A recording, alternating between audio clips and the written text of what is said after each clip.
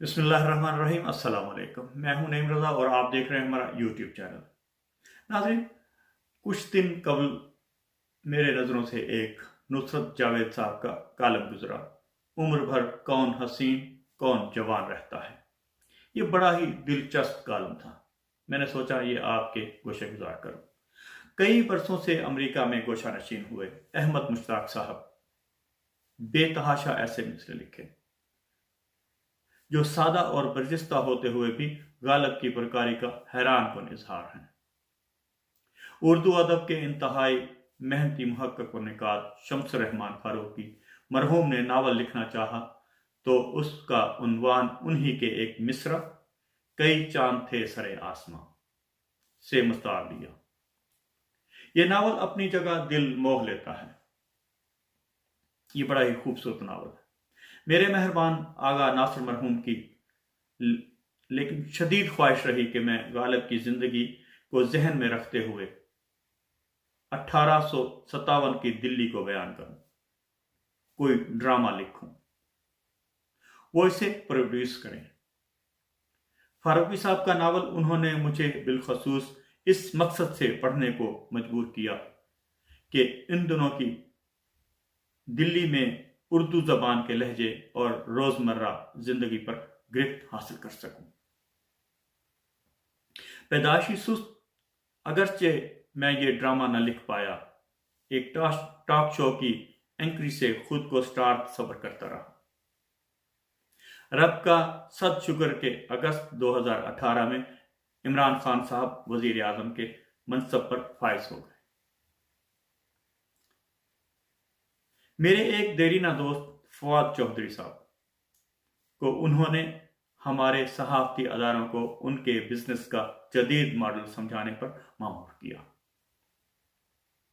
उनकी काविशों से तहकीक हुई तो दरियाफ्त हुआ कि मैं जिस सहाफती इदारे की स्क्रीन पर नमूदार होता हूं वो मुआशी बहरान से दो चार होता है। अब कोने में बैठकर दही खा रहा हूं। गोशा नशीनी के अय्याम में अहमद मुश्ताक का उम्र भर कौन हसीन कौन जवां रहता है अक्सर जहन में गूंज उठता है। गुज़श्ता दिनों के दौरान वो जरूरत से ज्यादा याद आया। इस्लामाबाद में मुकीम रिपोर्टरों से अंदर की बात मालूम करने की कोशिश होती है। कई बरसों के तजर्बा ने अगरचे सिखाया यह है कि अंदर की बात दर हकीकत किसी साजिशी कहानी की तस्दीक के लिए जानने की कोशिश होती है। यानी अपनी जगह साजिश हो रही हो या नहीं, इक्तदार के खेल पर निगाह रखने वाले उसे सूंघने की कोशिश करते हैं। रिपोर्टरों से उम्मीद बांधी जाती है कि वो अपनी मालूमात की बुनियाद पर साजिश दरियाफ्त करते हुए मिसालें देकर वाज़ेह करें। महज चस्के की खातिर साजिशी कहानियों को ठोस मवाद फराहम करने की आदत मुझे बहुत अरसे तक लाहक रही। इक्तदार के खेल से जुड़ी कोई मजेदार कहानी चल रही होती तो मैं उसके नुमायां किरदारों के शजरे और तल्लक वास्ते बयान करते हुए रौनक लगा देता। कदीम जमाने के दरबारी मस्खरे भी ऐसे ही ताने बुनकर तवज्जो हासिल किया करते थे। वक्त गुजरने के साथ साथ मगर एहसास हुआ कि या वो गोए वक्त का कितना ज़यान है सियासी मंजरनामे पर जो नजर आ रहा होता है, उसे अंग्रेजी जबान में बताए एज इट इज देखने की भी कोशिश होना चाहिए। नाज़रीन, उससे अंग्रेजी जबान में बताए एज इट इज देखने की भी कोशिश होना चाहिए। असल मौजू पर पलटते हुए आपको इतला ये देना थी कि गुज़श्ता चंद दिनों से इस्लामाबाद की किसी महफिल में जब भी सहाफ़ी या सियासतदान मिल बैठे तो सबकी तवज्जो इस सवाल की जानिब मबजूल होती है कि इलेक्शन कमीशन को क्या हुआ, वो इतना खुद मुख्तार नजर आना क्यों शुरू हो गया है। जिस सवाल का जिक्र कर रहा हूं उसके उठाए जाने का आगाज इलेक्शन कमीशन की जानिब से सुप्रीम कोर्ट के فراہم کیے اس جواب سے ہوا جو مارچ میں سینٹ کی خالی ہونے والی 48 نشستوں پر انتخاب کی بابت تھا۔ عمران حکومت کی خواہش ہے کہ مذکورہ انتخاب خفیہ ووٹنگ، جی ہاں ناظرین، جو خفیہ ووٹنگ کے بجائے کھلے انداز میں ہونا چاہیے۔ ہم سب کو معلوم ہو کہ کون سے رکن قومی اسمبلی یا صوبائی اسمبلی نے کہ کس امیدوار کو ووٹ دیا ہے۔ ایسا طرز عمل اختیار ہو گیا تو قومی اور صوبائی اسمبلیوں میں موجود اراکین اپنا ووٹ بیچ نہیں پائیں گے۔ ہر سیاسی جماعت کو اس کے جسے کے مطابق حصہ ملے گا۔ ہمیں حیران و پریشان کرتی انہونیاں نمودار نہیں ہوں گی۔ ملک میں صاف ستھری سیاست کے خواہاں افراد کی راہ میں لیکن ہمارے تحریری آئین کا آرٹیکل 226 کھڑا ہوا نظر آتا ہے۔ یہ واضح انداز میں اصرار کرتا ہے کہ انتخابی عمل خفیہ رائے شماری کے ذریعے ہی پایہ تکمیل تک پہنچے۔ آئین میں ترمیم کے ذریعے یہ رکاوٹ بآسانی ہٹائی جا سکتی ہے۔ اپوزیشن جماعتوں پر حاوی چوروں اور لٹیروں سے لیکن عمران حکومت ہیلو ہائے کو بھی تیار نہیں۔ آئینی ترمیم کے لیے 2/3 اکثریت کی راہ بنانا تو بہت دور کی بات ہے۔ پارلیمان سے مطلوب تعاون نہ ملنے کی حقیقت کو ذہن میں رکھتے ہوئے عمران خان نے اور اس کی حکومت نے صدر مملکت کے ذریعے سپریم کورٹ کے روبرو یہ استدعا لے جانے کی کوشش کی کہ وہ مارچ میں ہونے والے انتخاب کے دوران ووٹوں کی خرید و فروخت کے تدارک کا بندوبست کرتے ہوئے کورٹ کو فیصلہ سنائے۔ سپریم کورٹ سے خیر کی امید رکھتے ہوئے ایک صدارتی آرڈیننس بھی جاری ہو چکا ہے۔ سپریم کورٹ نے کھلے طریقہ کار کی ہدایت دے تو دی تو یہ روبہ عمل آ جائے گا۔ اپنا فیصلہ سنانے سے قبل مگر سپریم کورٹ نے الیکشن کمیشن سے رائے طلب کرنا بھی ضروری سمجھی۔ الیکشن کمیشن نے معتبرانہ انداز میں آرٹیکل 226 کا حوالہ دیا۔ اس کے ہوتے ہوئے کھلا انتخاب ممکن نہیں۔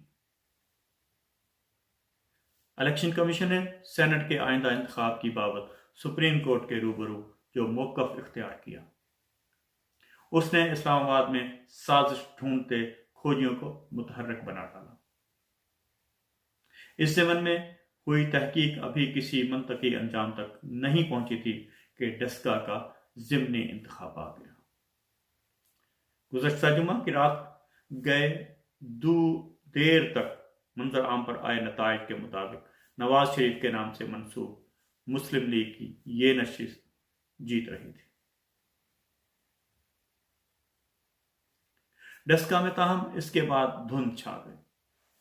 جی ہاں ناظرین، ڈسکا میں دھند چھا گئی۔